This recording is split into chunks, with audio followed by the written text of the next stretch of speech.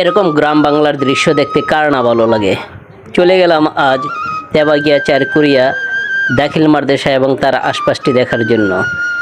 দেখতে কত না ভালো লাগে এই প্রাকৃতিক দৃশ্যগুলি।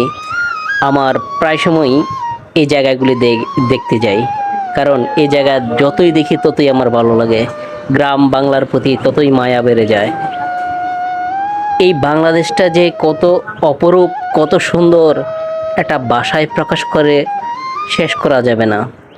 যে কোনো ফরেন বা বিদেশি নাগরিক আসে, বাংলাদেশের এই দৃশ্য দেখে তার চোখ আটকে যায়, মন কেড়ে নেয় এই বাঙালির প্রাকৃতিক দৃশ্য।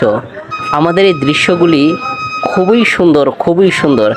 আসলে আমাদের হোমনাটা যে কী সুন্দর, যদি কেউ না ঘুরে দেখে বোঝানো শেষ করার যাবে না। আল্লাহ তাআলার এক